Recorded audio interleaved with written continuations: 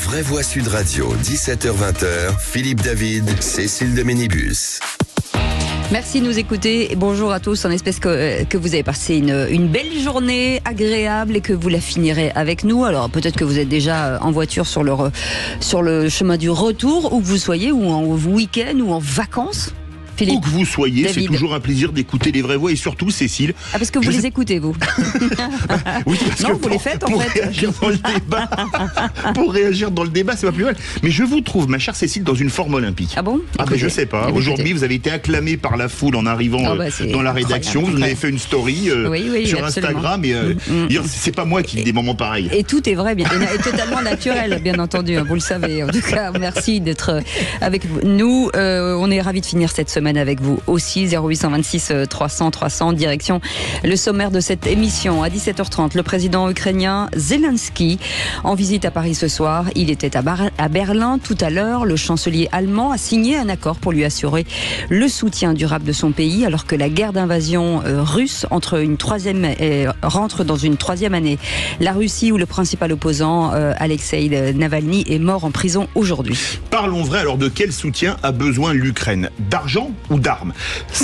Parlons vrai, sachant que la France ne produit pratiquement plus d'armes de petit calibre, par exemple, est-ce qu'elle doit livrer des armes, comme elle le fait déjà, comme des missiles de croisière, qui peuvent être tirés sur le territoire russe et pousser à un embrasement du conflit? Est-ce que vous croyez que le conflit va s'étendre? Et à cette question, est-ce le moment pour la France d'aider encore plus l'Ukraine? Vous dites non à 94%.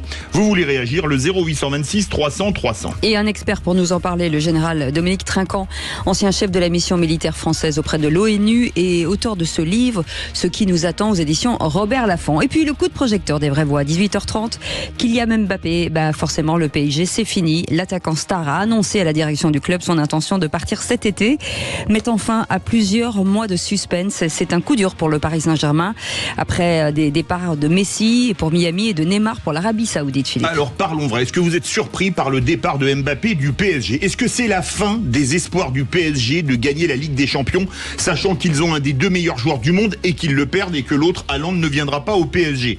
Est-ce une catastrophe pour le football français et la Ligue 1 alors qu'on renégocie les droits de télé et que la Ligue 1 perd donc sa plus grande star? À cette question, comment voyez-vous le départ de Mbappé? Vous êtes 74% à dire une opportunité pour lui, 17% une trahison et 9% une catastrophe pour la L1. On vous attend encore et toujours. C'est Aude qui est au standard comme tous les soirs au 0826 300 300. Et parmi nos experts en football autour de la table, Clément Pernia sera quand même avec nous, un journaliste football et auteur de Une histoire populaire du PSG chez Hugo Sport et la révélation Mbappé qui sortira le 7 mars chez Michel Lafon. On vous souhaite la bienvenue. Les vraies voix jusqu'à 19h. Les vraies voix Sud Radio. Avec notre Philippe Bilger qui aime autant l'actualité que le football. Ah oui, mais ce sujet est magnifique, ma chère Cécile. Qu'on le mette en second, c'est fabuleux. On va finir en beauté l'émission. Voilà, et votre irradiation est due au fait que pendant 2 jours, tout de même, vous allez être tranquille. Ah oui, c'est ça. Mais il m'appelle Philippe David le week-end. C'est ça qui est terrible. Tous les week-ends, on s'appelle. On s'appelle. Franchement, oui, mais peut-être cette fois-ci, aurez-vous la tête prise par autre chose? Oui, il y a du top 14. Et je vais l'écouter sur Sud Radio. Avec nous, René Chiche. Comment ça va, René Chiche, directeur des rédactions du groupe Entreprendre la Presse? Tout à fait. Et d'abord, je suis très heureux d'être là comme quasiment chaque vendredi. Pourquoi? Parce que c'est toujours un bonheur de retrouver ce duo légendaire de la radio formé par Philippe Bilger et moi-même. Très bon. Alors c'est étonnant, René Chiche, vous avez changé de place. D'habitude, vous n'êtes pas là. Oui, alors à côté de moi, il y a ce qu'il appelle l'homme invisible, qui est très sympathique d'ailleurs. On attend Mickaël Sadoun, chroniqueur et consultant, qui sera là dans quelques minutes. Elle est de retour. Non, on aimerait bien. Oui, on aimerait bien qu'elle soit de retour.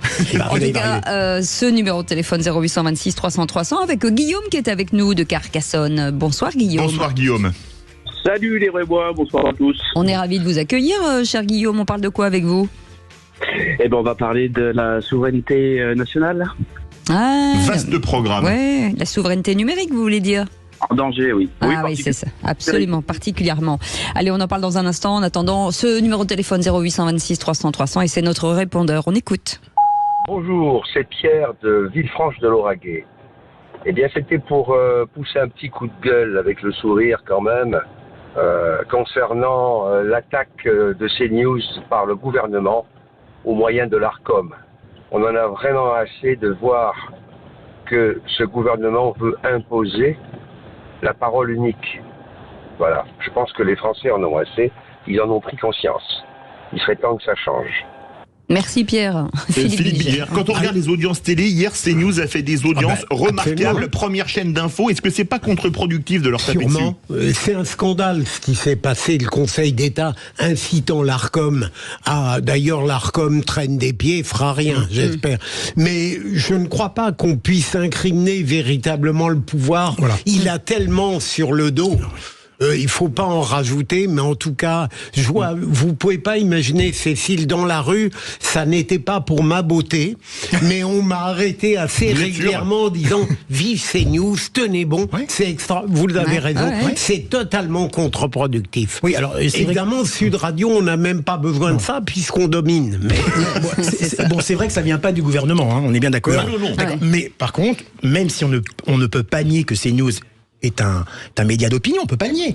Mais moi, je suis pour qu'il y ait un média d'opinion comme CNews. Je vois pas au nom de quoi on pourrait interdire un média d'opinion, ou d'ailleurs entre nous, même s'il a quand même une certaine identité au niveau politique à CNews, on ne peut pas le nier non plus. Il y a quand même aussi certains qui sont de la gauche mesurée, mais moi je suis tout à fait opposé à cette mesure de l'Arcom, enfin du Conseil d'État qui est d'ailleurs qui ne sera impossible à mettre en œuvre. Après il y a plein de médias qui sont étiquetés d'une manière ou d'une autre. Oui, absolument. Mais c'est vrai que c'est pour la première fois qu'on a une chaîne de télévision en France qui est quand même un peu d'opinion. Il n'y a jamais eu ça jusqu'à présent. Que certains comparaient à Fox News. Chaîne de télévision en France. Que je trouve un peu. Non, parce que je vois mon compare qui est déjà Dodeline de la tête. Les chaînes de télévision. Il le compare à Fox News, mais en général, ils ne l'ont jamais vu. C'est vraiment un élément de langage paradoxal de dire c'est comme Fox News et qu'ils ne connaissent pas un journaliste de Fox News. Ils l'ont jamais vu de leur vie. D'abord, on dit bonjour quand on arrive. Bonjour. Et je dis bonjour d'abord aux auditeurs. Moi aussi. Je dis d'abord bonjour aux auditeurs. Il est odieux. Je termine. Vous êtes d'accord avec moi que c'est pour la première fois qu'il y a un média comme ça, identifié comme vraiment média d'opinion, une chaîne de télévision. Allez, on a un rendez-vous avec les amis, on a un rendez-vous avec Guillaume de Carcassonne qui voudrait parler quand même, parce qu'il en a pas cassé une, sur cette souveraineté numérique française qui est en danger selon vous, Guillaume. Oui, ça fait suite au dernier contrat signé avec EDF et puis la filiale d'Amazon. Et ça fait suite avec tout ce qu'on avait pu entendre sur notre capacité à garder nos données numériques. Ça concernait les données de santé qui avaient été attribuées à Microsoft. Le système d'exploitation de l'armée donné par Windows. Et puis les députés qui s'équipent avec des serveurs Huawei. Donc j'ai un peu peur. J'ai l'impression qu'on fait rien pour que la France puisse être une puissance numérique. Et elle a largement les capacités. Mais j'ai l'impression qu'on laisse tout à l'abandon, comme la souveraineté alimentaire, énergétique, même si ça va un peu mieux. J'ai un peu peur. On va faire réagir Mickaël Sadoun. On a 2 secondes. C'est vrai que donner les secrets nucléaires d'EDF à une boîte américaine, c'est surréaliste quand on voit ce qui s'est passé pour Alstom. Ça, c'est une évidence. Après, le numérique, c'est le seul domaine dans lequel je crois une coopération européenne pour des questions de taille de marché et d'économie d'échelle. Mais monsieur a évidemment raison, on ne peut pas laisser ces données partir aux États-Unis, il faut les ramener au moins en Europe. On a une grande entreprise en France qui s'appelle OVH, qui est une grande licorne française. On pourrait peut-être l'exploiter. Absolument. Merci beaucoup, Guillaume. Vous restez avec nous ? Oui, avec plaisir. C'est gentil, en tout cas, on est ravis de vous accueillir dans quelques instants. Les 3 mots dans l'actu, c'est avec Félix Mathieu et les réquisitoires du procureur. Alors, je voudrais faire quelque chose de personnel, Cécile, à la fois la pauvreté des services hospitaliers et leur grande gentillesse. On en parle dans un instant. On vous souhaite la bienvenue à Les Vraies Voix Sud Radio jusqu'à 19h. Les Vraies Voix Sud Radio, 17h-20h, Philippe David, Cécile de Ménibus. Si vous avez raté le début, on vous en veut pas. En tout cas, on vous accueille avec plaisir. Philippe Bilger avec nous, Mickaël Sadoun, chroniqueur et consultant, René Chiche, directeur des rédactions du groupe Entreprendre Lafon. Bonsoir Presse. madame. Est-ce que vous êtes directeur général ? Non, directeur général, non. Pourquoi non ? Ça peut venir peut-être. Ouais. Venir un coup d'état. Comment s'appelle-t-il le directeur général ? Alors, le directeur général, c'est Robert Lafon avec un soleil. Voilà. Ah oui, Qui est même c'est lui. directeur de publication. D'accord. Oui. Attention, c'est pas la même chose. Qu'on salue d'ailleurs, vous savez. Et vous êtes juste en dessous ? Je suis numéro 3. Numéro 3 ? Mais vous n'espérez pas beaucoup de décès, tout de même. Je suis en train de voir ce qu'il est possible de faire. Ah là là là là. Allez, dans un instant. Les 3 mots dans l'actu avec Félix Mathieu. Bonsoir Félix. Bonsoir Cécile, bonsoir tout le monde. De quoi parle-t-on ? On va parler de la mort en détention de l'opposant russe Alexei Navalny à 47 ans, de la visite de Volodymyr Zelensky en France et en Allemagne, et puis de ce week-end de grève des contrôleurs et de galère des usagers. En trois mots, ça donne opposant, président et contrôleur. Et dans un instant, effectivement, Félix Mathieu, tout de suite le réquisitoire du procureur. Les vraies voix Sud Radio, le réquisitoire du procureur, Philippe Bilger. Et ce n'est pas un réquisitoire à charge que vous voulez faire, Non. monsieur le procureur, puisque c'est pour rendre hommage à la gentillesse des personnels soignants. Absolument. Le hasard a fait que j'ai dû me rendre dans un service d'imagerie médicale à l'hôpital Corentin-Felton et j'ai été en rapport avec une adorable jeune femme de couleur et j'ai vu à la fois l'état mais très respectable de délabrement et en même temps l'extrême gentillesse de ces gens et je suis d'autant plus reconnaissant à ces 2 femmes notamment qui m'ont énormément aidé qu'elles savaient que je ne voulais pas être en retard à la meilleure émission de ce créneau entre 17 et 19 heures, du monde. surtout quand elles ont su que les animateurs étaient Cécile Et l'autre, Cécile, et l'autre. et quand elles ont appris que c'était Michael Sadoun qui venait. Non mais blague à part, si j'ose dire, je trouve admirable cette manière dont ils assument la pauvreté et le fait d'être soutenus par toute la population les aide énormément. Ouais. C'est vrai qu'on leur avait rendu hommage, vous vous rappelez, pendant le Covid, en tapant sur des casseroles. Ils méritent vraiment des grands bravos, les personnels soignants, non ? Ah oui, mais de René toute façon, Chiche. je ne peux qu'approuver les propos de Philippe Bilger. J'ai moi aussi eu affaire au personnel soignant il y a quelques mois, pour quelqu'un de ma famille, et c'est vrai que le personnel est toujours bienveillant, à l'écoute, toujours présent, ça je ne peux qu'abonder dans votre sens. Et c'est vrai qu'ils ne se plaignent jamais lorsque vous les voyez au quotidien, Et ils sont quelle toujours empathie. là, toujours présents. Quelle empathie. Michael Sadoun. Je vais abonder dans le même sens. Ces gens sont des héros. Ils méritent d'être mieux payés. Je sais ce qu'un libéral me dira. Oui, mais tu comprends, c'est le marché. Et puis peut-être que la valeur ajoutée qu'ils ont, ou peut-être que la difficulté du travail. Est-ce que tu penses qu'un directeur n'a pas plus de compétences ? Moi, je pense pas. Je pense que ce métier qu'ils ont, c'est un des métiers les plus difficiles du monde, qui demande le plus de qualité humaine. Ils sont confrontés tous les jours à des problèmes extrêmement difficiles. Et moi, je considère que c'est des gens rares et donc chers. Voilà. Et voilà. Bravo, c'est Bravo. bien dit.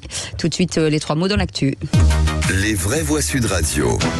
Bonsoir Félix Mathieu. Bonsoir tout le monde. 3 mots qui sont opposants, président et contrôleur. Il avait 47 ans seulement. Alexei Navalny, le principal opposant à Vladimir Poutine, est mort en détention dans l'Arctique. La nouvelle provoque effroi et consternation à travers le monde.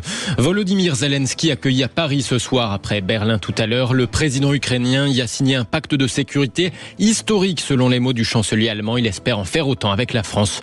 Et puis c'est parti pour la galère. 3/4 des contrôleurs en grève aujourd'hui. Un TGV sur 2 en moyenne jusqu'à dimanche. La SNCF privilégie les lignes vers la montagne au détriment du Grand Ouest. Les vraies voix Sud Radio. Dans la Russie d'aujourd'hui, on met les esprits libres au goulag et on les y condamne à mort. La réaction d'Emmanuel Macron à l'annonce de la mort d'Alexei Navalny dans un pénitencier de l'Arctique. Certains le qualifient même de camp de travail. L'opposant emblématique à Vladimir Poutine y purgeait une peine de 19 ans pour extrémisme dans des conditions extrêmement rudes. L'annonce de l'administration pénitentiaire russe provoque l'effroi des défenseurs des droits humains. La peine notamment d'un autre dissident russe, Oleg Orlov. Il s'agit d'un crime de régime, c'est évident. C'est un crime du régime. Quelles que soient les circonstances de la mort d'Alexei, le régime l'a délibérément tué. Il s'agit d'un meurtre, d'un crime. Pour cela, j'espère vraiment que des personnes seront tenues pour responsables, qu'elles verront leur responsabilité pénale engagée. Alexei Navalny avait déjà survécu à un empoisonnement il y a quelques années. Aujourd'hui, le communiqué lapidaire de l'administration pénitentiaire russe évoque un malaise après une promenade pour expliquer son décès. Les autorités russes assurent même que tout a été fait pour le réanimer. Mais il faudra davantage d'explications, estime Jens Stoltenberg, le secrétaire général de l'OTAN. Tous les faits doivent être établis et là aussi doit répondre à de sérieuses questions. Alexei Navalny a été une voix forte pour la liberté, pour la démocratie depuis de nombreuses années. L'OTAN et les alliés de l'OTAN demandent depuis longtemps sa libération immédiate. Aujourd'hui, mes pensées vont à sa famille et à ses proches. Nous restons déterminés à soutenir tous ceux qui croient en la démocratie et en la liberté, comme Alexei Navalny l'a fait pendant tant d'années.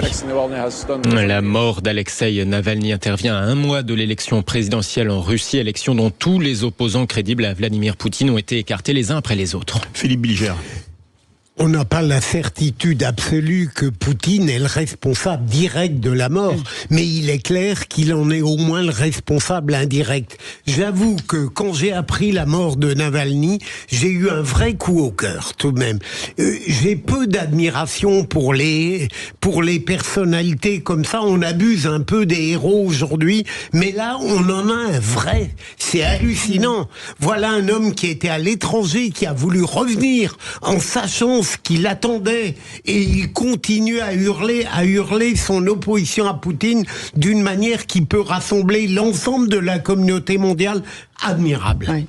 Mickaël Sadoun. Ah oui, bon, sincèrement, qui peut en être étonné? Je veux dire, je ne sais pas qui doute encore du fait que la Russie est une dictature, c'est une dictature, voilà. Et je comprends mal parfois une certaine droite en France qui se dresse à juste raison contre le fait qu'on bâillonne ces news, mais qui aurait des tolérances vis-à-vis de Vladimir Poutine, qui est un dictateur dans son pays, qui bâillonne les médias et les opposants politiques. Voilà. Oui, pour Navalny, il y a presque une démarche sacrificielle. Ouais, il est retourné en 2021 en Russie, alors qu'il savait ouvertement ce qui allait lui arriver.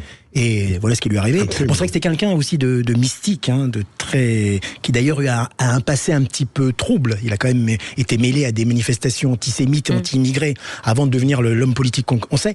Mais en plus, ça provient aujourd'hui que, comme l'a dit Mickaël, la Russie est une dictature. Et en plus, aujourd'hui, il n'y a aucune alternative à Poutine. C'est-à-dire que si vous êtes opposé à Poutine, soit vous êtes emprisonné, soit vous êtes tué, soit vous êtes empêché de vous présenter comme Nadjeddin, le dernier qui a voulu se présenter au présidentiel. Merci beaucoup. Le deuxième mot, président Volodymyr Zelensky arrive à Paris ce soir pour rencontrer Emmanuel Macron. Le président ukrainien devrait signer avec la France un accord similaire à celui passé tout à l'heure à Berlin, une aide militaire supplémentaire d'1,1 milliard d'euros de la part de l'Allemagne, accord qualifié d'historique par le chancelier Olaf Scholz.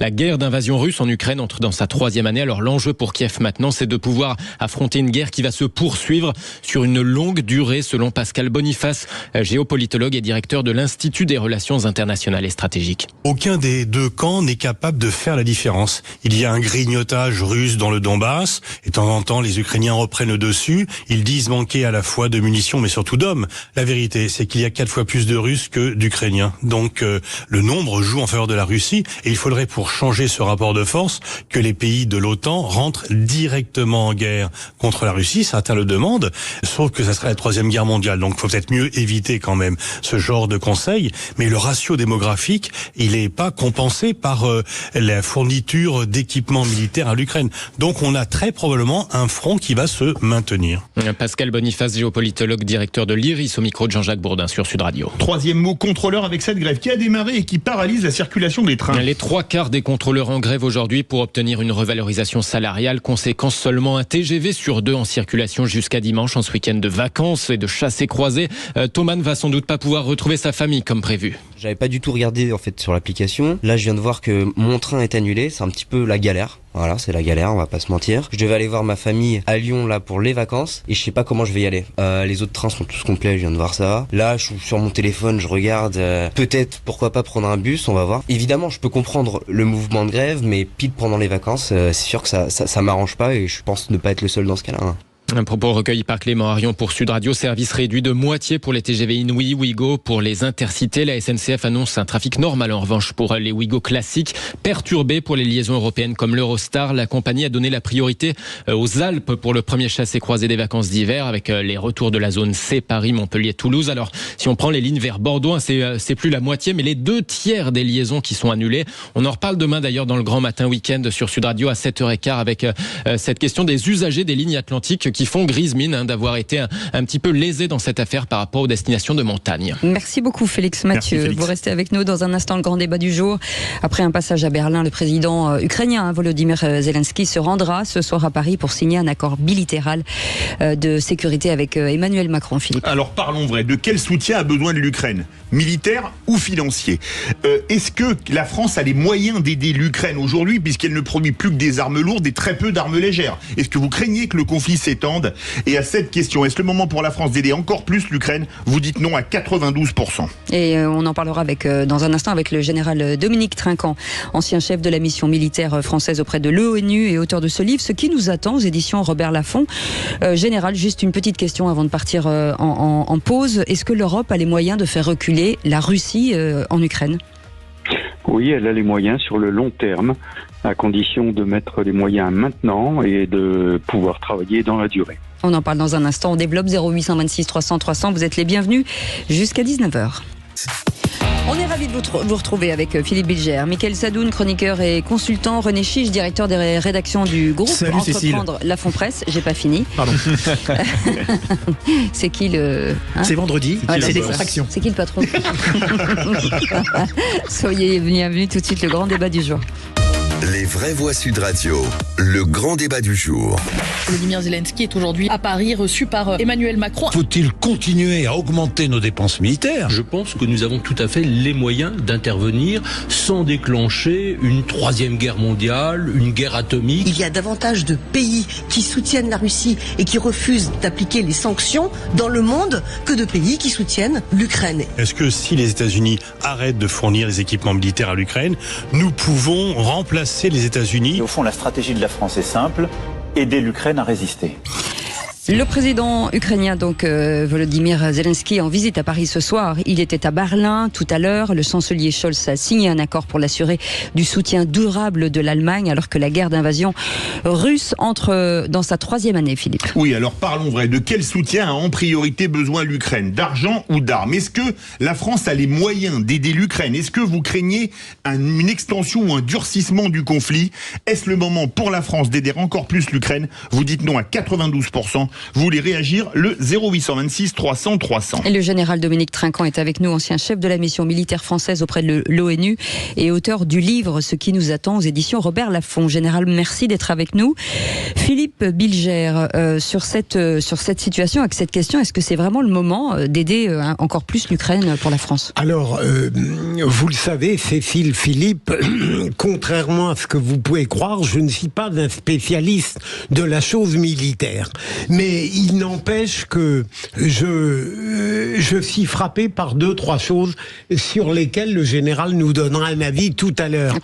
D'abord, j'ai l'impression que depuis quelque temps, la finalité est presque devenue non plus celle de la victoire de l'Ukraine, mais l'apport d'une aide permanente à l'Ukraine. Premier point.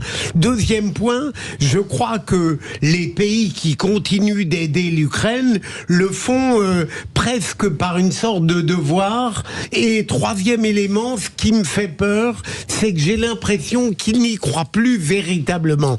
Le fiasco de la contre-offensive il y a quelques mois a profondément désarmé les enthousiasmes, et je crains, comme l'a dit Pascal Boniface, que tout ça continue à s'enliser et qu'en réalité la stagnation ne peut profiter qu'à la Russie, qui dispose d'un réservoir en hommes incommensurable. Donc j'ai très peur pour l'Ukraine, et pour répondre à votre question, on continuera financièrement et militairement à l'aider, mais encore faut-il que ça serve à quelque chose, et éventuellement à la victoire ou à l'envie d'une paix. René Chiche. Oui, alors moi je vais prendre position. Je suis partisan du maintien de l'aide à l'Ukraine. Pourquoi ? Parce que d'abord, l'Ukraine a été un pays qui a été agressé par une dictature, comme on l'a dit tout à l'heure, la Russie. C'est un pays qui a des vrais problèmes actuellement, même comme vous l'avez dit, sa contre-offensive s'est enlisée. On doit l'aider sur tous les plans, financiers, militaires, même économiques bien sûr. On doit l'aider, c'est une nécessité. Et en plus, pourquoi ? D'abord, on a vu encore Poutine aujourd'hui, avec l'affaire Navalny. Ça montre bien qu'avec un homme de cette trempe, entre guillemets, il faut être très prudent et il faut montrer qu'on a quand même des épaules et du tempérament. Et n'oublions pas autre chose, c'est que dans quelques mois, il y a l'élection américaine. Imaginons que Trump D'ailleurs, il faut pas oublier une dernière chose, qu'actuellement, l'aide américaine est bloquée par le Congrès. Donc ça fait quand même un grand manque à gagner pour l'Ukraine. C'est quand même très compliqué. La plus grosse, exactement. Imaginons que Trump soit élu en novembre prochain. Il le dit tout le temps qu'il serait capable d'arrêter, supprimer l'Ukraine. Donc moi je crois qu'elle est indispensable parce que c'est aussi une question de défense quand même de la démocratie par rapport à la dictature. Allez. Mickaël Sadoun. D'abord, il faut faire preuve d'humilité. On s'est trompé sur la Russie. On a pensé qu'on était capable de la mettre à genoux. Bruno Le Maire le disait tout fier devant l'Assemblée nationale il y a 2 ans. Ça n'a pas été le cas du tout. Ni financièrement, ni militairement. Ils ont eu une capacité de résistance, des relais, même pour leur réseau économique. Il y a maintenant toute une partie du monde qui est aussi alliée à la Russie. Et quelque part, c'est l'Europe aussi qui est isolé dans sa position de soutien à l'Ukraine aujourd'hui. La deuxième chose, c'est que je suis d'accord avec Philippe, il me semble qu'on est en train de basculer sur une obligation de moyens plus que sur une obligation de résultats. Il y a eu 85 milliards d'aides émanant de l'Union européenne et des pays membres de l'Union européenne vis-à-vis de l'Ukraine. Aujourd'hui, on est dans une projection sur 2024-2027 à 50 milliards, mais en réalité, on ne sait pas vraiment quels seront les besoins de la guerre. Donc se projeter déjà dans un plan de financement comme ça, c'est être dans une logique de moyens plus que dans une logique de résultats. La dernière chose, c'est que je serais relativement pessimiste, c'est pas mon genre, mais je serais relativement pessimiste pour l'Ukraine, bien que je souhaite évidemment leur victoire, parce que du côté russe, il y a un financement de l'armée qui est à 106 milliards de dollars, du côté ukrainien, 43 milliards de dollars. Il y a des moyens qui sont moins importants, il y a un nombre d'hommes qui est moins important. Et la Russie, cette année, va monter son budget militaire de 70%. Donc ils vont vraiment mettre les bouchées doubles. Et ils ont une grosse industrie militaire. Ils ont envie d'en finir réellement avec cette guerre dans laquelle ils sont en train de s'enliser. Donc je serais plutôt négatif, d'autant plus qu'il y a les élections américaines et que Trump n'a plus envie de financer l'Ukraine et qu'en Europe, on est déjà pris par des problèmes d'économie et de financement de nos propres armées notamment. Général Dominique Trinquant, je rappelle que vous avez été chef de la mission militaire française auprès de l'ONU, vous êtes auteur du livre « Ceux qui nous attendent », publié aux éditions Robert Laffont. 2 ans après, la Russie n'a pas gagné la guerre, malgré les aides occidentales. Est-ce qu'elle peut la gagner ou est-ce que l'Ukraine peut chasser les Russes? Comment voyez-vous l'évolution de cette guerre, quasiment 2 ans jour pour jour après son commencement? Alors, premier point, je pense qu'il faut marteler et répéter que la Russie n'a pas gagné cette guerre et ne gagnera pas cette guerre. Elle n'a pas gagné cette guerre. Pourquoi? Parce qu'elle voulait envahir l'Ukraine, renverser le gouvernement qui avait à Kiev et qu'elle a échoué. Que les Ukrainiens, pendant l'été 2022, ont même réussi à faire reculer l'armée russe qui, je le rappelle, avait franchi le Dniepr et voulait aller jusqu'à Odessa et à le faire refranchir en marche rétrograde le Dniepr et à enfoncer l'armée au nord à Kharkiv. Donc ça c'est le premier point. En revanche, l'Ukraine a, au lieu d'attaquer immédiatement et de continuer son offensive, a laissé l'armée russe s'installer pendant 6 mois. Ça a été le général Sourovikine qui l'a fait. Général qui a été limogé par la suite par Monsieur Poutine, mais qui a installé une défense extrêmement ferme et que là, les Ukrainiens n'ont pas réussi à enfoncer. Donc ça veut dire qu'aujourd'hui, comme le disait Pascal Boniface, on est dans une stagnation avec une armée russe qui grignote mais qui n'arrive pas à avancer et une armée ukrainienne qui pour l'instant s'installe dans la défensive parce qu'elle n'est pas capable de reconquérir les frontières. En revanche, elle continue à avoir quelques victoires, en particulier sur la mer. Ce qui est assez extraordinaire, c'est que l'Ukraine n'a pas de marine et elle a réussi à quasiment détruire la flotte russe de la mer Noire, ce qui lui permet de bénéficier du corridor pour exporter les céréales entre Odessa et le détroit des Dardanelles en passant le long de la Bulgarie et de la Roumanie. Donc je crois qu'il faut vraiment aujourd'hui arrêter ce pessimisme ambiant et moi je suis navré quand j'entends 92% des auditeurs qui disent qu'il faut arrêter de soutenir et je suis d'accord avec tous ceux qui sont intervenus avant. Comment peut-on laisser un dictateur qui a décidé d'utiliser les armes continuer son offensive? Il a fait ça à cause de la faiblesse des Occidentaux. En 2013-2014, en Syrie, en Géorgie, en Ukraine, les Occidentaux ont été faibles. Et en 2022, il a cru qu'il allait emporter le morceau rapidement.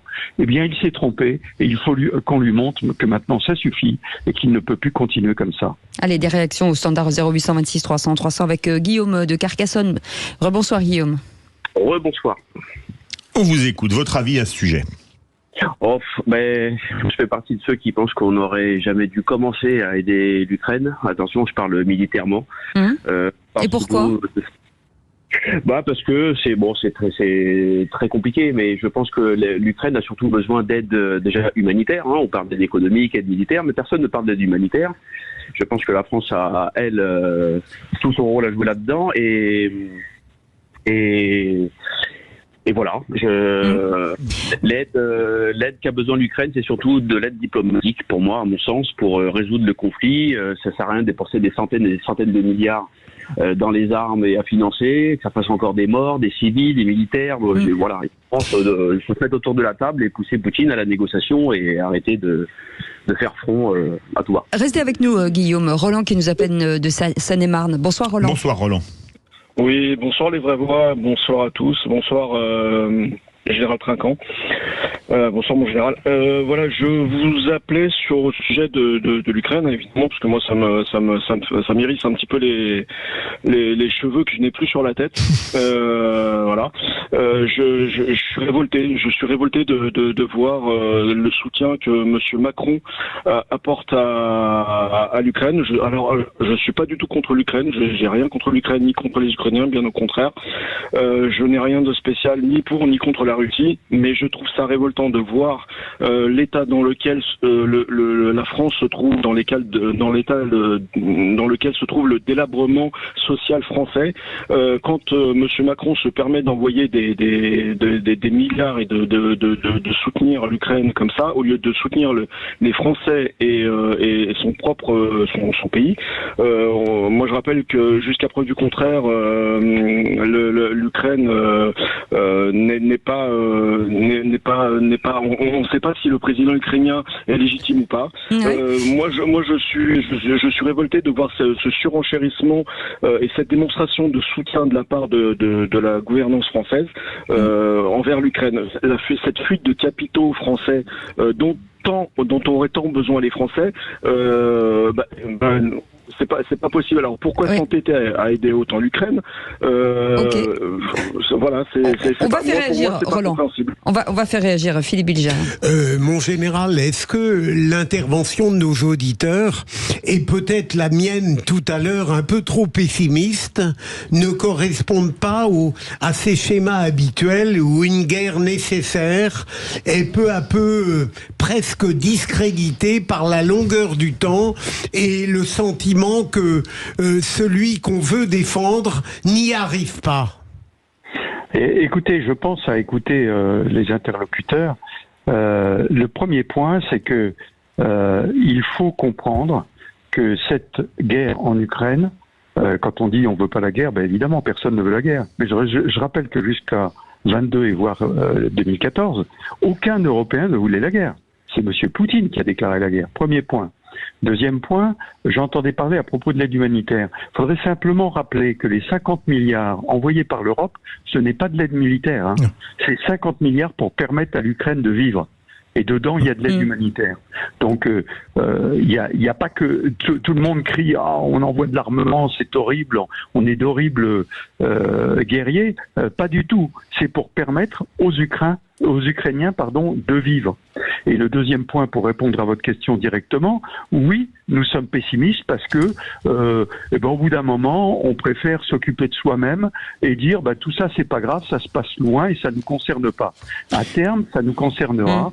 Si la Russie gagne, elle ne s'arrêtera pas là.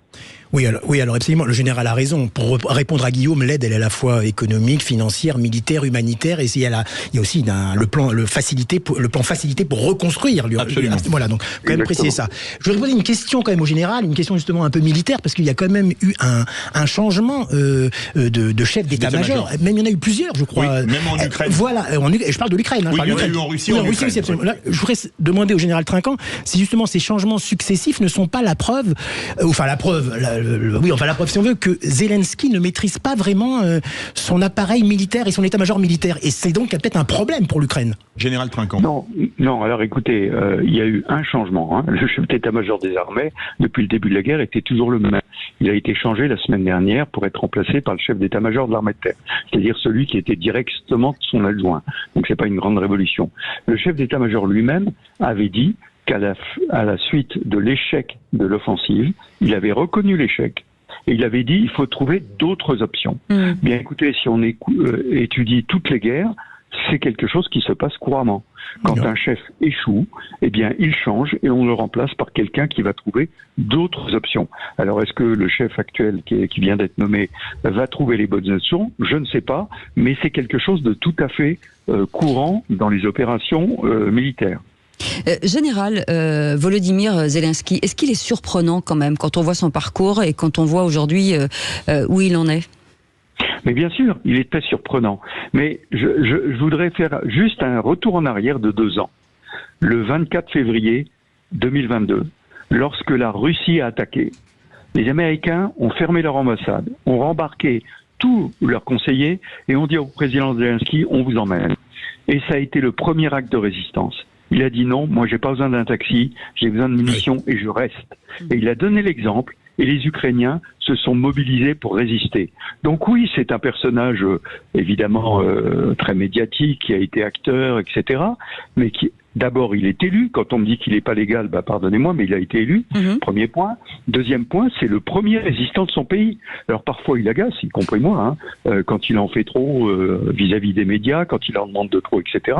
Mais imaginez-vous, ça fait 2 ans qu'il est sur le pont, nuit et jour, pour maintenir son pays face à la Russie, à l'agresseur russe. Mais c'est quoi son point fort aujourd'hui ? Je crois que son point fort, c'est justement ce qui nous agace, c'est-à-dire cette capacité médiatique à aller chercher tout le monde, à convaincre, à aller dans les parlements, à aller partout et à convaincre. Alors parfois, il pousse le bouchon trop loin. Moi-même, parfois, il m'a agacé. Mais il arrive à mobiliser tout le monde autour de lui. Et pour bien voir la répartition des tâches, lui, il fait le politique, donc aller chercher l'aide ailleurs.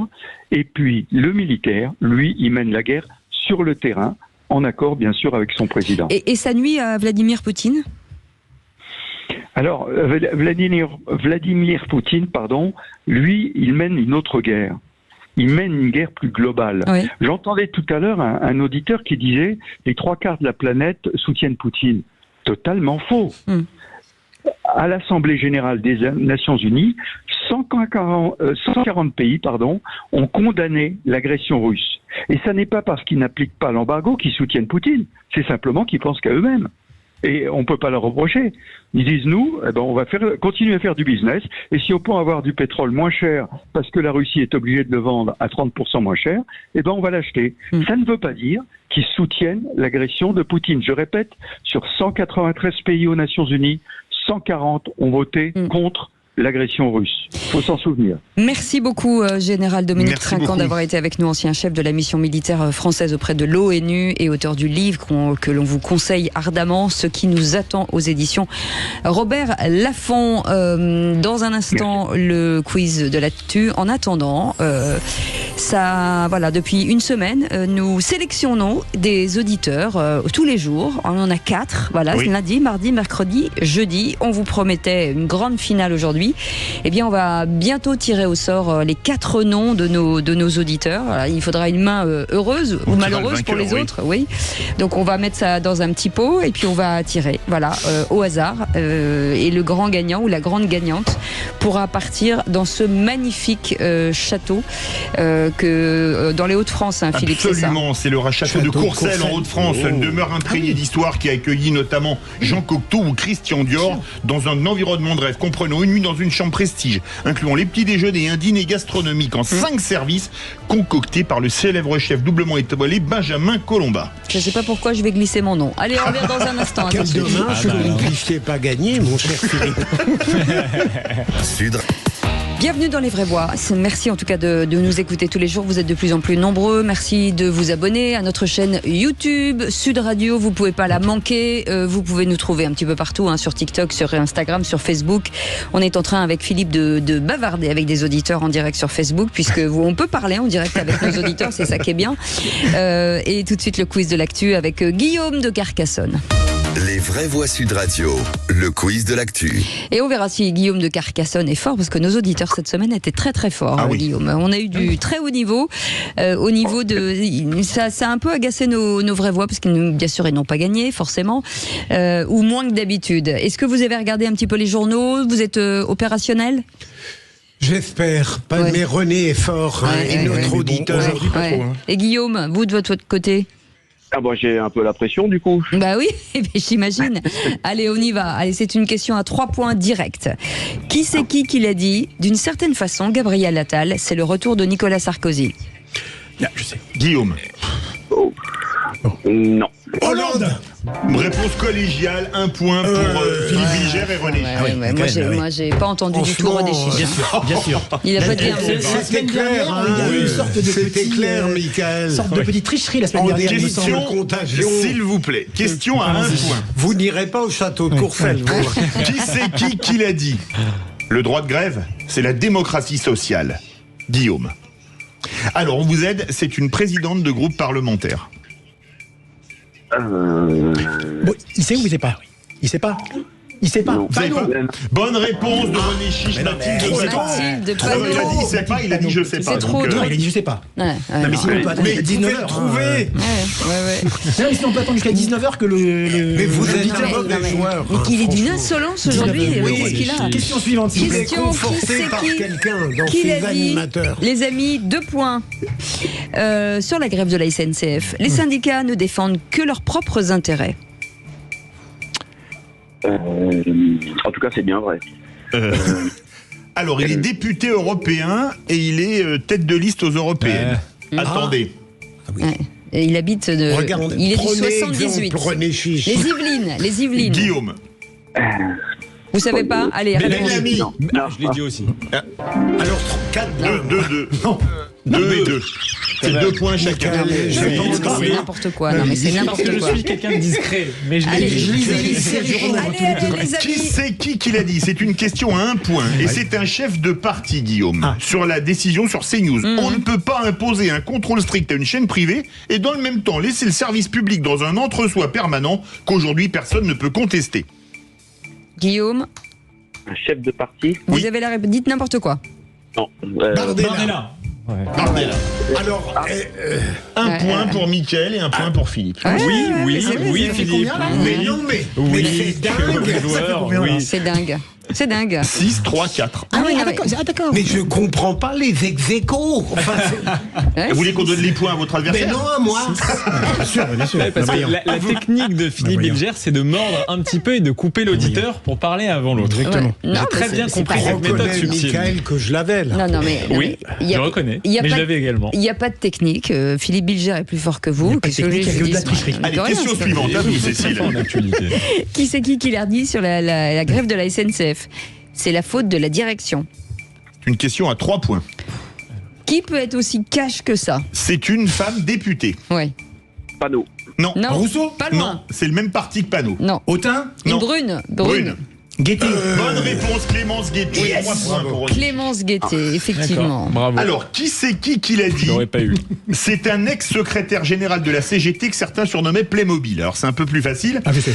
La loi immigration est d'une hypocrisie terrible. Les 800 000 travailleurs sans papier qui font fonctionner des secteurs entiers doivent être reconnus. Guillaume. Il saura pas. Attendez. Il saura. Grand Bernard Thibault. Oh, mais non, il n'a pas eu le temps de répondre. Eh ben, tant pis. Vous avez 5 points. C'est 3 points pour Guillaume. Guillaume, Allez, vous saviez pas Guillaume? Non, c'est 3 points pour Guillaume. Guillaume, vous saviez? Il savait. C'est moi qui décide. Il est complètement déréglé. Mettez un casque, vous entendrez que Guillaume parle et vous parlez en même temps. Donc, vous voulez taisez-vous quand les autres parlent. Vous voulez pas que je gagne, je le sens. Je salue quand même la culture de René Chiche. Merci, Mickaël. Je salue aussi. Mickaël. Pardon. Pardon, Bon, madame. c'est fini, tant pis. Voilà, tant pis. Voilà. Bon, Une dernière non, pas de dernière. Guillaume, je suis désolé pour vous. On vous embrasse. Et combien il a fait, Guillaume? Guillaume, il a fait 3, René Chiche, il a fait 7, Philippe Bilger 6 et Mickaël 3. Mais comme, à cause de ces bavardages, on a perdu une question à cause de René Chiche, je donne la victoire à Philippe Bilger. Enfin un peu de justice. Vous approuvez, Cécile? Absolument, largement. On va pas dire oui. Guillaume, merci beaucoup d'avoir joué avec nous. On vous embrasse. Merci également. Pareil. On vous embrasse. À très bientôt. Philippe Bilger, de quoi parle-t-on dans un instant? Alors, Christophe Léribaud, un patron exemplaire. Avec vous, j'allais dire Victor. Pourquoi je vous appelle Victor aujourd'hui? Mickaël Sadoun. Mickaël, ça me va mieux quand même. Après la censure de la télé, la censure des réseaux sociaux. Et avec René Chiche? René Chiche raconte la mort de Molière. On en parle dans un instant. À tout de suite. Les vraies voix Sud Radio, 17h-20h, Philippe David, Cécile de Ménibus. Avec la fine équipe aujourd'hui, Philippe Bilger, Mickaël Sadoun, chroniqueur et consultant, René Chiche, directeur des rédactions du groupe Entreprendre Lafon Presse, et vous au 0826 300 300. Dans un instant, Philippe David sera avec nous. En attendant, direction Perpignan avec vous, Félix Mathieu. Oui, Perpignan où la terre a tremblé hier soir. Rien de grave semble-t-il, mais ça fait tout drôle quand même à beaucoup d'habitants. On en parle dans un instant.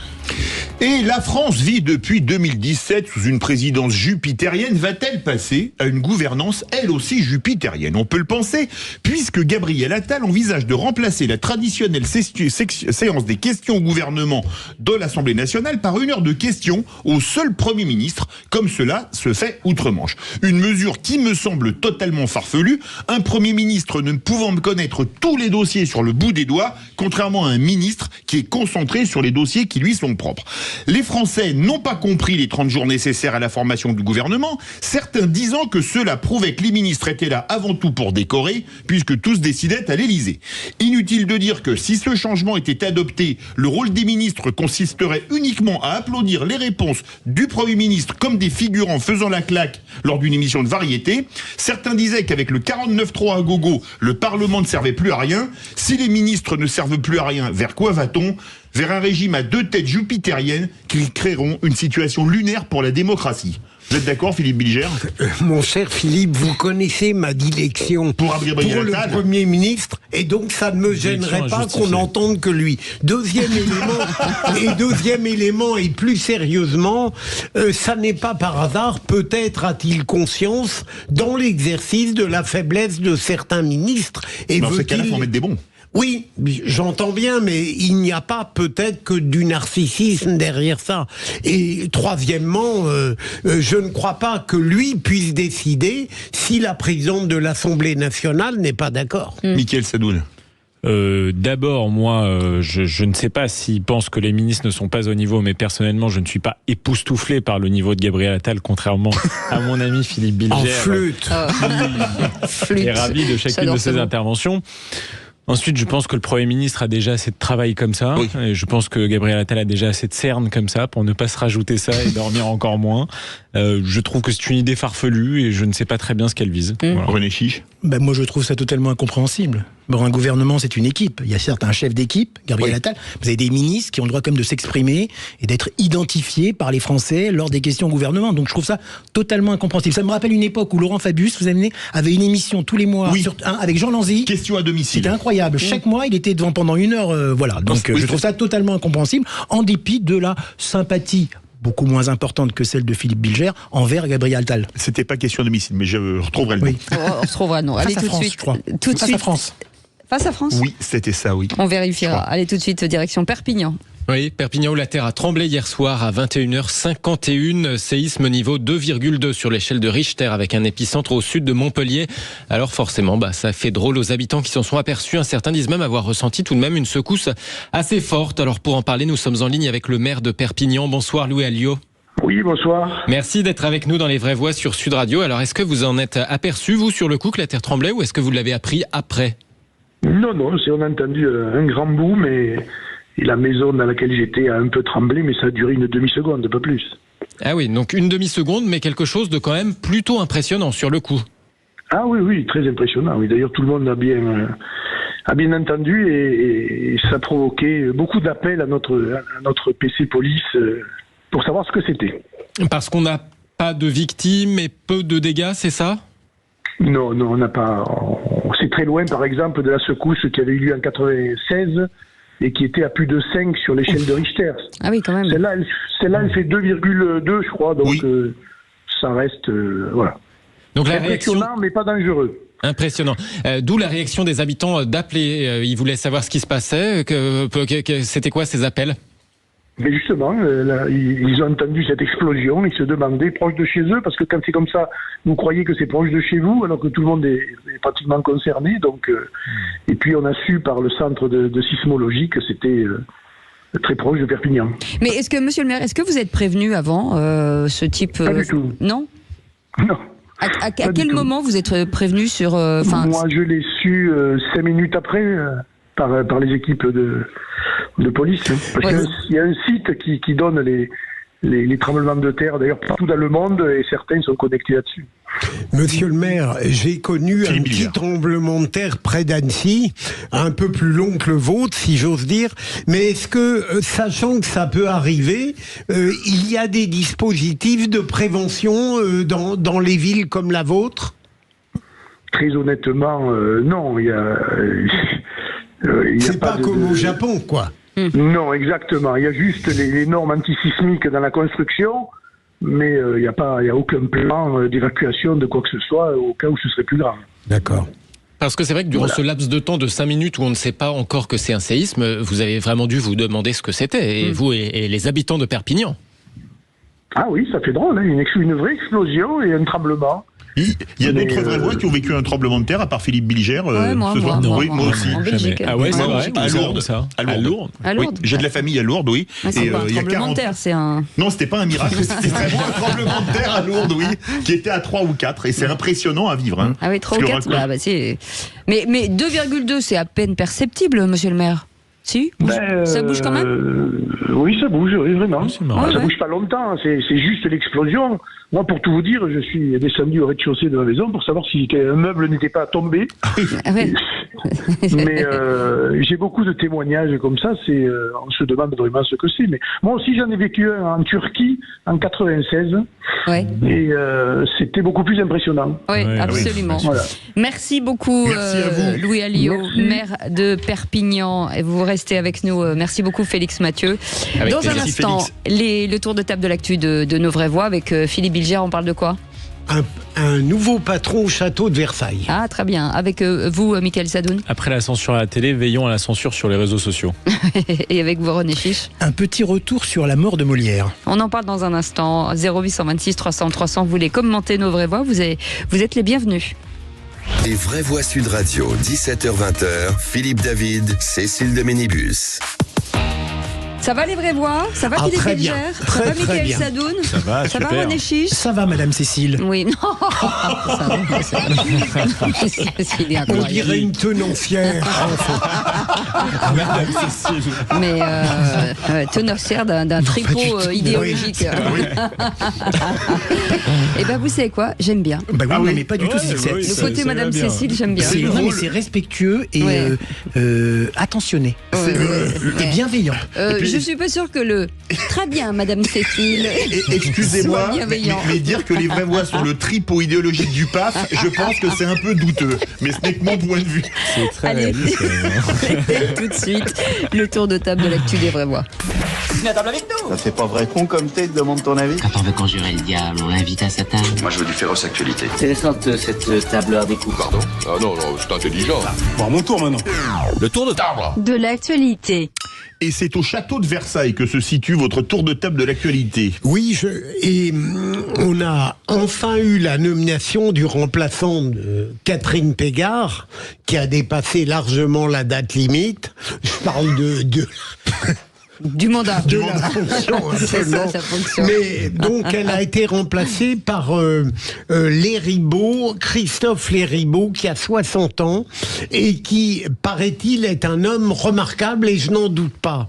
Ce qui m'a frappé, c'est qu'on le crédite de certaines qualités, et je le constate dans beaucoup de portraits maintenant. On dit que cet homme, par exemple au musée d'Orsay, disait bonjour à tout le personnel. Oui. Ce qui me stupéfie aujourd'hui, c'est que la politesse la plus ordinaire et qui est appliquée à la perfection à Sud Radio. Absolument. On le constate tous les jours. Oui. Eh bien, fait que on admire quelqu'un qui l'applique à la lettre, comme si en réalité on ne devait pas, dans sa vie quotidienne, dire bonjour, bonsoir, quelques règles de base qui vous évitent d'ailleurs, quand on est sauvage comme moi, de tomber dans une sociabilité excessive. Non mais vraiment. Et donc je trouve un peu, c'est le signe d'un monde qui ne sait plus ce que c'est que l'urbanité, que de devoir dire d'un grand patron qu'il est formidable parce qu'il dit bonjour à tout le monde. Ouais. René Chiche. Oui, alors je suis ravi d'apprendre que monsieur, comment il s'appelle ? Les Ribot, voilà, dit bonjour et au revoir. C'est une grande information. Quand même. À tout le monde, au musée d'Orsay. Il y a un certain nombre le principal dans cette nomination, je connais un tout petit peu le dossier, c'est que contrairement à ses prédécesseurs, c'est un vrai connaisseur et un vrai spécialiste du monde de l'art et du patrimoine. Parce que les anciens directeurs, enfin après oui, on dit président d'ailleurs du musée du château de Versailles, étaient en fait des gens qui venaient plutôt du sérail politique ou des hauts fonctionnaires. On a eu Christine Albanel qui était au cabinet de Chirac, oui. On a eu Jean-Jacques Ayagon. Oui. Et on a eu même avant Catherine Pégard aussi était un journaliste. Oui, mais après elle était quand même aussi dans le monde politique. Oui. Et on avait aussi avant même quelqu'un qui s'appelait Hubert Astier, qui était un haut fonctionnaire. C'était pas des gens vraiment spécialistes. Et là, c'est vrai que cet homme, entre parenthèses, c'est un grand spécialiste. Était quand même une grande nouvelle, je crois, pour le château de Versailles. Pareil, Michael Sadoun. Et c'est très difficile de passer derrière la grande culture de René Chiche, donc je vais me contenter de commenter le commentaire humain de Philippe. Ouais. Ce qui est étonnant, c'est évidemment pas de dire bonjour, c'est de dire bonjour à tout le monde.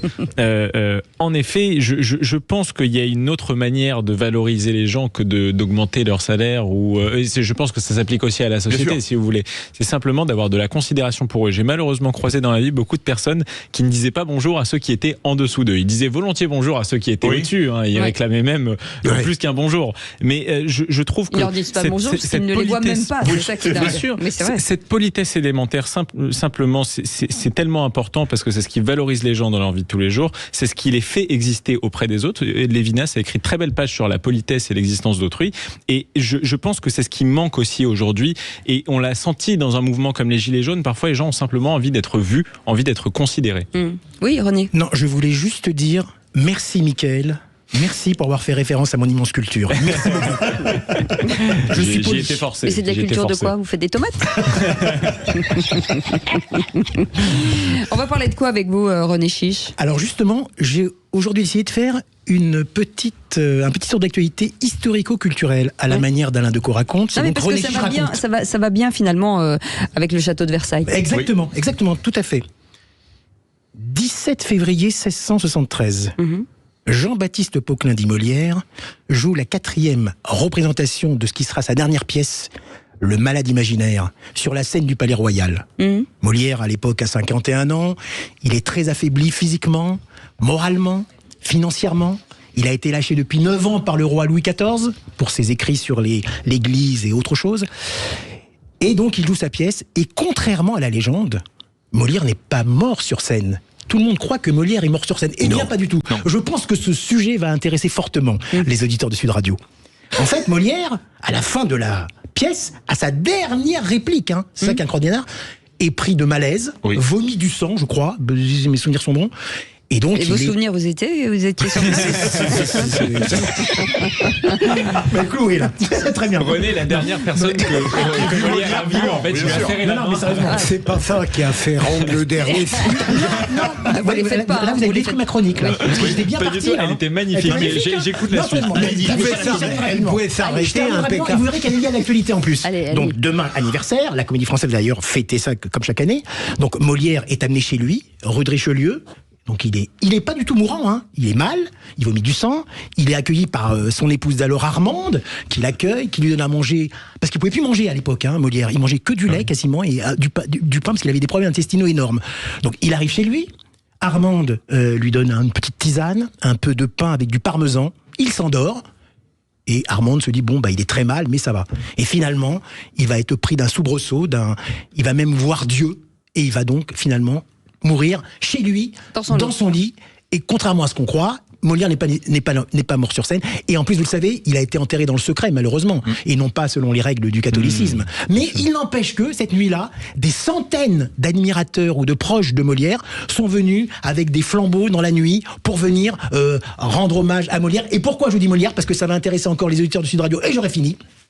Il y a actuellement la Comédie Française, ceux qui sont à Paris, les Fourberies de Scapin, ça je l'ai vu, avec un extraordinaire Benjamin Laverne qui joue l'Abbé Pierre. Il y a aussi une comédie musicale qui va aller en France. Donc à partir de la semaine prochaine ou dans un mois, donc ça peut intéresser les auditeurs de Sud Radio, c'est Molière, un opéra urbain. C'est une super comédie musicale. Quand vous dites qu'il va aller en France en tournée, c'est ça. Voilà, c'est pour ça que je m'adresse aux auditeurs de Sud Radio. Oui, il est en tournée en France, en Belgique et en Suisse. Et puis il y a aussi un film mais qui est pas très bon, paraît-il, qui s'appelle Le Molière imaginaire. C'était donc René Chiche raconte la mort de Molière. Bravo. Alors là, on a une certitude, René Chiche n'est pas un Tartuffe. Et on a même eu droit à une forme d'entracte.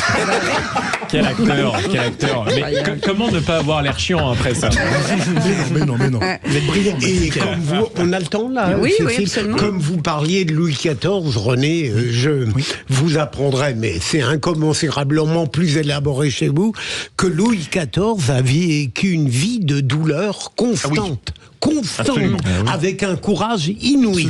C'est vrai. Et il me fait des gestes de la main comme s'il était déjà ce soir. Mais c'est parce qu'il y a la conduite. Vous savez le truc là au-dessus à gauche. En tout cas, René Chiche, je suis contente que vous soyez le dernier à avoir vu Molière. Voilà. Merci pour cette belle. Et c'est le moment tant attendu par 4 de nos auditeurs qui ont eu la gentillesse de jouer. Je sais que vous avez été extrêmement nombreux à jouer. En tout cas, 4 qui ont été sélectionnés lundi, mardi, mercredi. Ce tirage au sort, on vous l'avait promis depuis le 16 février. On va rappeler finalement le contenu de ce magnifique cadeau. C'est un séjour de 1 nuit en chambre prestige incluant les petits déjeuners au château de Courcelles et un dîner gastronomique pour 2 personnes avec accord, mets et vin. C'est dans la région des Hauts-de-France, Cécile. Alors ça se joue entre Lamia, Patrick, Nathalie et Élodie. Donc ce qu'on va faire, c'est qu'on a mis les noms de tous nos auditeurs, nos 4 auditeurs dans un petit panier, dans une petite pochette. On va secouer. Voilà, on va secouer. Allez, on va secouer. Et la main heureuse de Philippe Bilger va déterminer le plus gagnant. intègre du lot. Bien sûr. Là, vous mentez. Voilà, attention. Un papier, prenez un petit papier, sortir un nom seul qu'il n'y a petit pas papier. Et la grande gagnante est Élodie de Saint-Aubin-de-Médoc. Bravo Élodie. Bravo.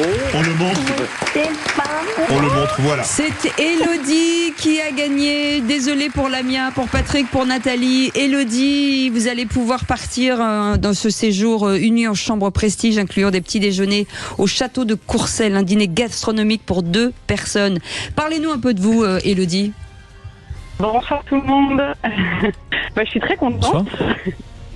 C'est une belle surprise, je suis très contente, merci beaucoup. Et vous faites quoi dans la vie? Je suis agricultrice. Et voilà, ça tombait très bien. Ça tombait super bien parce que on est très heureux de vous offrir ce cadeau, surtout en ce moment. Quel type d'agriculture? J'élève des poules pondeuses bio, je produis des œufs. Vous produisez des œufs. Espérons que ça fera beaucoup de poussins en tout cas. Merci beaucoup Élodie d'avoir joué avec nous. Bravo à vous. Bravo Élodie. Et bravo à tous. On vous fait un gros bisou. On vous espère que vous nous enverrez une petite carte postale ou un petit truc. Bien sûr. On embrasse bien entendu Lamia, Patrick et Nathalie. Vous nous entendez? Tout à fait. Oui. Vous êtes content pour Élodie quand même, hein? Oui, on est content pour Élodie. À une prochaine fois. À une prochaine fois. 0826 300, vous êtes toujours ouvert d'ailleurs. On vous embrasse, bravo Élodie. En tout cas, bravo Lamia, Patrick et Nathalie. Comme ça. Merci beaucoup. Salut les amis, bisous. Allez, à plus tard, on revient dans un instant. Les vraies voix Sud Radio, 17h-20h, Philippe David, Cécile de Ménibus. Et on vient de vous accueillir, on est ravis de vous accueillir en tout cas jusqu'à 19h avec Michael Sadoun, Philippe Bilger et René Chiche. Il y a quelques instants, on a offert un joli cadeau à Élodie, agricultrice. On est hyper contents. Elle va partir pour un super week-end au château de Courcelles. En plus, une agricultrice en ce moment, ça nous fait très super plaisir. Il y a quelques instants, le tour de table de l'actu, nos vraies voix. Michael Sadoun, vous, en cette semaine d'Arcom, vous vouliez revenir sur un sujet qui fait beaucoup parler. Oui, je voulais me focaliser sur toute cette idée de censure, etc., parce qu'il me semble que le débat qu'on a eu cette semaine était très intéressant. Bon, pour rappeler un petit peu les faits, le Conseil d'État a demandé à l'Arcom de faire une vérification plus prononcée des débats qu'il y avait sur CNews, notamment parce que sur la base d'une plainte de RSF basée sur une étude d'un certain François Chose dont on a vu... Reporters sans frontières. De Reporters sans frontières, pardon, exactement, RSF. CNews a été considéré en fait comme une chaîne pas assez pluraliste et qui était en plus sous la coupe de son actionnaire Vincent Bolloré. Alors la première chose, c'est que CNews est pluraliste, c'est bien pour ça que tout le monde déteste cette chaîne, enfin tous ces détracteurs en tout cas. La deuxième chose, c'est que je pense que les milliardaires ont autre chose à faire que de se mêler de la ligne éditoriale des médias qu'ils achètent. Et si on en fait le reproche à Vincent Bolloré, je ne vois pas pourquoi on ne le ferait pas pour Xavier Niel, pour Mathieu Pigasse ou pour d'autres propriétaires de médias. Oui. Cette parenthèse étant fermée, je pense que ce n'est pas le sujet principal pour la démocratie, puisque aujourd'hui les jeunes ne s'informent plus réellement par les médias traditionnels et que je pense que l'avenir de la démocratie joue sur les réseaux sociaux. Or, de ce point de vue-là, je considère qu'il y a de quoi s'inquiéter parce que on voit une multiplication de plus en plus en fait des lois qui bloque les propos, je dirais, divergents sur les réseaux sociaux. Je parle évidemment pas de diffamation, d'incitation à la haine ou de fabrication délibérée de fake news. Mais il y a eu tout un débat récemment sur les propos qu'on pouvait tenir sur le vaccin, par exemple. Moi, j'ai une ligne plutôt orthodoxe en la matière parce que je n'y connais rien. Donc, je n'ai même pas de propos dissidents en la matière. Par contre, je trouve ça scandaleux qu'on commence à légiférer sur ça. Il se trouve que par ailleurs, les réseaux sociaux eux-mêmes mettent de plus en plus de moyens dans le contrôle de la parole qui agit sur des forums qui sont maintenant devenus des quasi-espaces publics. Laurent Solly rappelait par exemple dans une commission... Laurent Solly, pardon. L'ancien patron de Twitter. Le patron de Facebook France.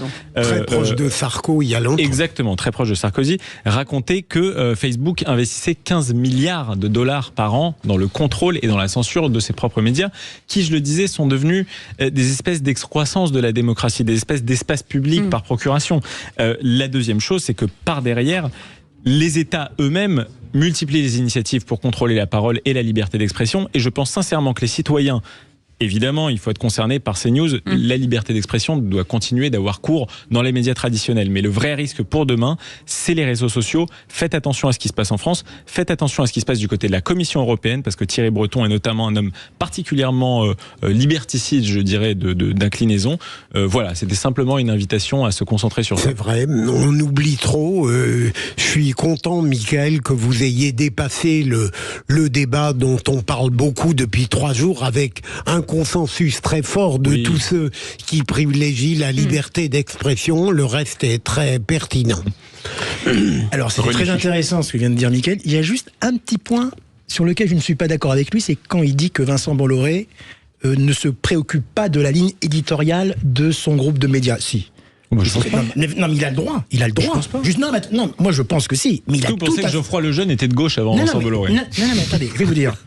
Moi, d'abord, Geoffroy Lejeune, moi j'étais le premier à condamner les anciens du Journal du Dimanche lorsque Vincent Bolloré a voulu nommer à juste titre Geoffroy Lejeune, parce que moi je suis dans la presse écrite, je sais comment ça se passe. Un patron qui est propriétaire de son média a tout à fait le droit de nommer qui veut. Si vous n'êtes pas d'accord, vous partez, vous avez la clause de conscience, vous avez les indemnités, etc. Là il n'y a aucun problème. Par contre, non, si je peux me permettre, je connais un tout petit peu via le groupe Lafon Presse Vincent Bolloré, qui a été l'un des premiers à faire la couverture d'Entreprendre il y a bien des années, donc nous avons gardé des liens avec lui.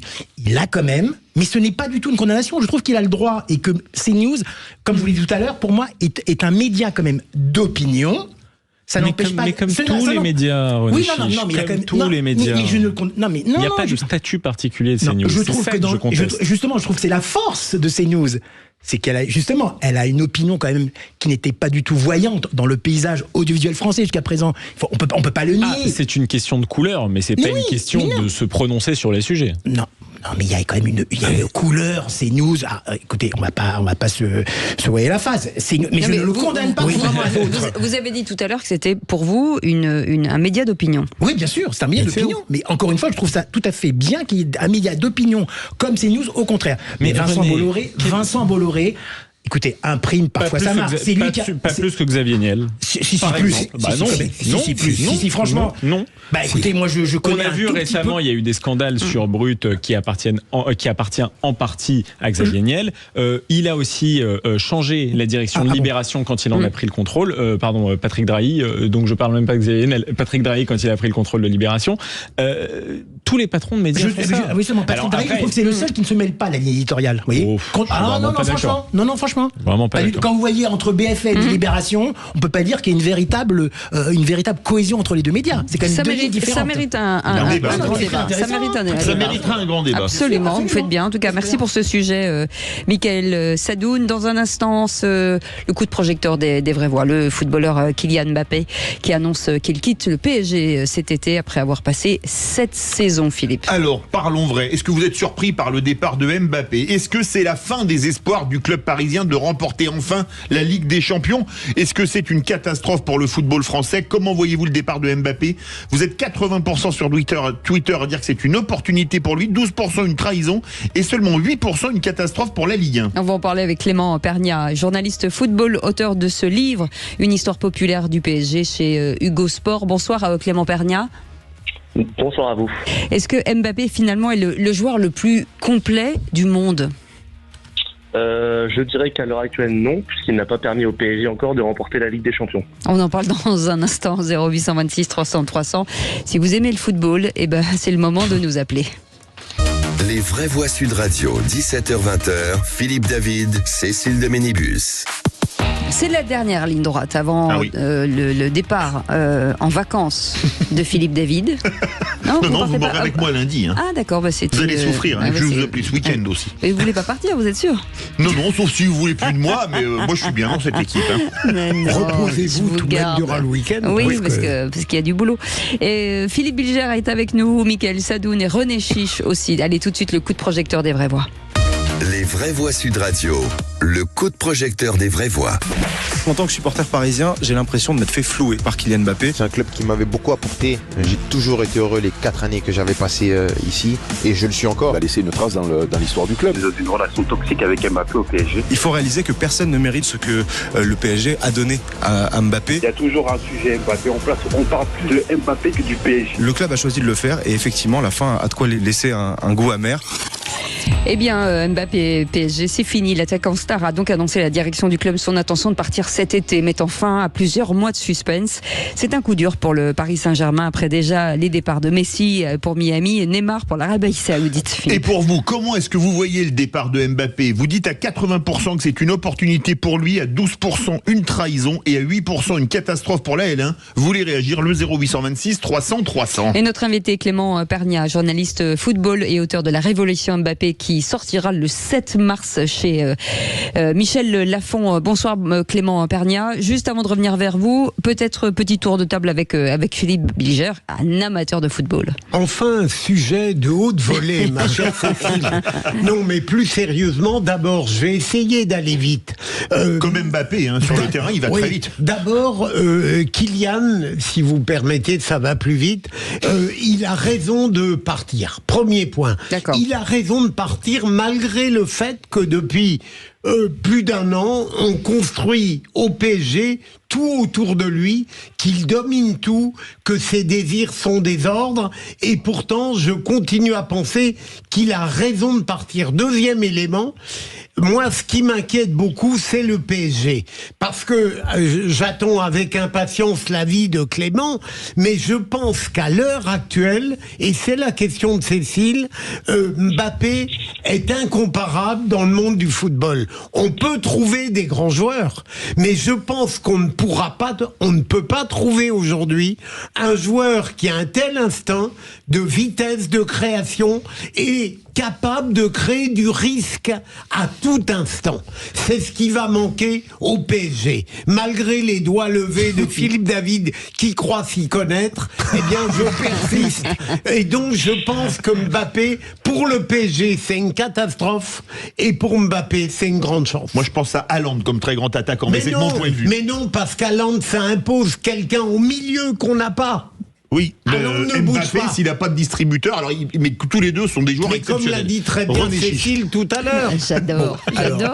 Alors déjà, il est resté 7 ans au PSG, ce qui est quand même une longue Ouais, c'est période long, pour un c'est joueur long. de cette trempe et de cette dimension. Ouais, Donc c'est c'est très bien. bien. Ça faisait quand même 2 ans qu'on parlait de son départ. En plus, dans la carrière de très grands joueurs français comme ça, c'est toujours la même chose. Ils finissent par partir à l'étranger. Il est très grands joueurs. Platini parti à la Juve, Zidane aussi, Copa déjà. Copa à l'époque, Ouais. absolument. Donc là, je dirais, c'est pas une surprise que Mbappé parte. Je trouve moi que c'est très bien qu'il parte, parce que d'abord en plus, il réalise un peu un rêve d'enfant, puisque son club de prédilection, son club favori depuis l'enfance, c'est le Real de Madrid. Alors, est-ce que ça sera sûr qu'il aille au Real Madrid? On parle aussi de Liverpool, je crois. Non, Donc, plus maintenant. Non, mais moi j'ai entendu ça tout à l'heure. Mais je ne sais pas, maintenant je peux me tromper. Klopp est parti. Maintenant, la dernière chose, ça va être pour moi, qui suis un abonné d'une chaîne à péage bien connue, qui aime le foot comme Philippe, ne plus avoir Mbappé en Ligue 1, pour moi, ça va être catastrophique. Parce que je regardais même les matchs du PSG contre des tout petits clubs parce qu'il y avait Mbappé, parce que c'est quand même un spectacle à lui tout seul. C'est un joueur quand même exceptionnel. Donc moi, qu'il soit plus là, ça va être un problème pour la Ligue 1 et même peut-être pour les droits télé. Quoi, je vous allez rendre votre je vais le abonnement rendre, je vais même vous le donner, Cécile. Mickaël Sadoun qui est pas un grand fan de foot. Je suis pas un grand fan de foot, je dois le dire. Je suis plus tennis, je préfère les sports individuels, mais j'ai un environnement qui est archi fan de foot et archi fan du PSG, donc je finis par être en quelque sorte contaminé, un connaisseur en direct du foot. Moi, je suis d'accord avec tout ce qui a été dit globalement. Je vois évidemment le talent d'Mbappé. Je pense qu'il le déploiera de meilleure manière à l'étranger. Petite question quand même pour Philippe David, parce que je veux tester votre culture sportive qui est encyclopédique. En quelle année Raymond Kopa a gagné la Coupe d'Europe des clubs champions? Il l'a gagné au Real Madrid en 1957, 58 et 59 de mémoire. Bravo, très fort. J'allais le dire. Très très fort. Non, Vous mais regardez comme ça. Je vais les contrôler. C'est évidemment parce une qu'il bonne avait nouvelle. été finaliste en 56 avec le Stade de Reims et il était parti à la fin de la saison 55-56. Mais pourquoi vous faites ça, Mickaël? Je croyais le piéger. Je croyais le piéger, mais en fait, il est trop fort. Et il l'a gagné en 60. Autant pour vous, en 60, il était blessé, je crois. En 57. 57, exactement. Voilà. Alors, excusez-moi. Alors, très bien, ok, très bien. Je reviens donc à nos moutons, c'est une bonne nouvelle pour Mbappé. Il était quelle heure? J'étais pas né. On va retourner vers Clément Perniat. Simplement pour retourner à un domaine qui est plus mon domaine d'expertise, c'est une mauvaise nouvelle pour la télévision française. Ça, c'est un peu dommage parce que le prix de la Ligue 1 va beaucoup baisser, parce que l'attraction des spectateurs va être moins importante. Et il y a vraiment une question à se poser, c'est est-ce que la France est un pays de foot? Est-ce que c'est susceptiblement un pays de foot? Beaucoup d'amis me disent que non. Pour quelqu'un qui ne connaît pas le foot, il parle il est pas mal. Clément Perniat, journaliste football et auteur de ce livre à sortir le 7 mars prochain chez Michel Lafon, La Révolution Mbappé. Justement, ça tombe bien. Est-ce que Mbappé va finalement manquer à la Ligue 1? Oui, alors vous avez dit beaucoup de choses. J'aime beaucoup Philippe Bilger, mais il a dit une grosse erreur. Comment est-ce possible? Je suis obligé de le corriger. Allez-y. Tout de suite, avant de répondre à votre question, il a dit à juste titre que c'était une bonne nouvelle pour Mbappé. Effectivement, il va rejoindre une grande institution, il va progresser aux côtés des meilleurs, et je pense qu'au PSG, il avait fait le tour. En revanche, quand il dit que c'est une très mauvaise nouvelle pour le PSG, j'en suis pas convaincu. Déjà pour une raison très simple, c'est que le PSG a disputé ses meilleurs matchs cette saison sans Mbappé. Pourquoi? Bien parce que Mbappé, en fait, aujourd'hui, il est arrivé à un stade où déjà il ne joue plus à son poste. Il n'est pas numéro 9, Mbappé, ça ne sera jamais un numéro 9, un buteur comme l'était Ronaldo. C'est un joueur de vitesse, c'est un joueur d'aile, c'est un joueur qui percute. Aujourd'hui, il est cantonné au poste de numéro 9 et ça ne lui correspond pas. Et surtout, Mbappé vampirise le jeu du PSG, comme l'a pu le faire par le passé Messi ou Neymar. C'est-à-dire qu'il a pris une telle dimension que les joueurs ne cherchent plus que lui. Et vu qu'il a un niveau cette année qui a un peu stagné, aussi du fait du niveau de la Ligue 1, du niveau du PSG, d'une série de raisons, eh bien le PSG, il se trouve que pour ceux qui suivent un peu la Ligue 1, le PSG est plus fort sans Mbappé cette saison. On l'a vu encore contre Lille le week-end dernier où ils ont fait un super match sans Mbappé, et cette semaine, retour d'Mbappé en Ligue des Champions, et le PSG a de nouveau du mal dans le jeu, parce que Mbappé, c'est pas un joueur qui défend, c'est pas un joueur qui presse, donc peut-être que c'est un mal pour un bien pour le PSG. En revanche, pour la Ligue 1, je vous rejoins complètement, surtout en pleine phase de renégociation des droits télé actuels. C'est une véritable catastrophe. Je peux d'abord et d'emblée dire merci au Qatar et à beIN Sport qui va venir sauver la Ligue 1 une nouvelle fois. Ouais. Est-ce que c'est pas place aux jeunes, une jeune génération, lorsque des grands joueurs, des stars s'en vont, est-ce que c'est pas l'occasion justement de laisser briller d'autres joueurs? Bien sûr, en plus, quelles étaient les principales critiques qu'on faisait au PSG ces dernières saisons. Ouais, c'est une équipe de mercenaires. Les Messi, les Neymar, ils viennent pour le pognon. On joue que pour eux, alors que ça manque de collectif. Regardez Manchester City, regardez le Real, c'est des équipes collectives. Là, pour la première fois depuis 7 ans, rendez-vous compte, 7 ans, le PSG n'aura ni Neymar, ni Messi, ni Mbappé l'année prochaine. Oui. Voilà, c'est peut-être aussi un nouveau cycle, une page vierge qui va pouvoir débuter. Et au vu des joueurs, parce que c'est vrai que l'effectif du PSG est très jeune, Barcola est très jeune, Dembélé n'est pas si vieux que ça, les recrues sont très jeunes. Je pense que le PSG, peut-être que ce sera dur la première saison, mais peut construire une nouvelle page de son histoire. Je peux poser une question d'amateur. Une toute petite question. J'ai l'impression que la France est un pays qui est capable de produire des grands joueurs de foot, mais qui n'est pas capable de produire des grands clubs de foot. Et je n'arrive pas à me l'expliquer. Comment est-ce que vous l'expliquez, Clément? C'est compliqué, c'est vrai que... L'arrêt Bosman déjà, hein. Début des années 90, les clubs français sont très forts. L'arrêt Bosman tombe au début des années 90. On a 2 finalistes de Coupe d'Europe en 96. C'est bien de le rappeler, ce qu'est l'arrêt Bosman. L'arrêt Bosman, c'est tous les joueurs. On peut faire jouer un Argentin qui avait une grand-mère espagnole et à qui on donne un passeport espagnol. Et l'Inter Milan a gagné la Ligue des Champions avec 11 joueurs étrangers sur le terrain et un entraîneur étranger. Donc vous voyez un peu, quoi. Oui. Il y a déjà une raison culturelle, hein. Il faut quand même l'admettre, hein. Regardez l'importance du foot en Angleterre, en Espagne, en Italie. Oui, là-bas c'est une religion. C'est ce que mes amis c'est presque religieux. Nous en France, très longtemps, ça a été le sport des beaufs, le sport des gens qu'il fallait dénigrer. Encore aujourd'hui, hein, pour beaucoup de gens, le foot c'est quelque chose de bas de gamme, c'est quelque chose pour les classes populaires. C'est vrai que vous allez en Espagne, en Angleterre, tout le monde s'intéresse au foot. Allez, et voilà, Clément, je vais tenter une synthèse entre nous deux. Parce que lorsque je disais que Mbappé était indispensable au PSG, même si j'admets que le PSG sans lui peut parfois offrir un jeu qui paraît meilleur, plus équilibré, moins centré sur lui, il me semble tout de même, mais je suis modeste par rapport à vous, que lorsque Mbappé est là, on a plus d'opportunités, de chances de victoire. Parce que même s'il n'est pas bon à un moment donné, il va nous planter 1 ou 2 buts. C'est ce que je veux dire. C'est un être qu'on ne peut pas bloquer tout le temps. Vous voyez ? Est-ce que vous accepteriez cette synthèse ? Je l'accepte et je la valide même. Je pense que c'est assez juste. Je pense que c'est aussi pour ça que Luis Enrique le fait jouer régulièrement, au-delà de son statut. C'est vrai qu'il paraît moins en forme, il paraît faire moins de différence. Mais quand on suit un peu le foot, on se rend compte sur le terrain qu'il monopolise 2-3 défenseurs à chaque fois. Et forcément, ça libère des espaces à des flèches que sont Barcola, Dembélé, Asensio et toute l'attaque du PSG. Allez, mais alors, Clément, une toute petite question pour une réponse rapide. Est-ce que vous ne pensez pas quand même que le PSG va être contraint d'acheter un nouveau grand joueur pour la prochaine saison? Il y a déjà des noms qui circulent, type Osimhen par exemple. Pas d'équivalent. Voire Bernardo Silva qui sera en fin de contrat avec City de mémoire. Aucun. Allez, laissez-le répondre.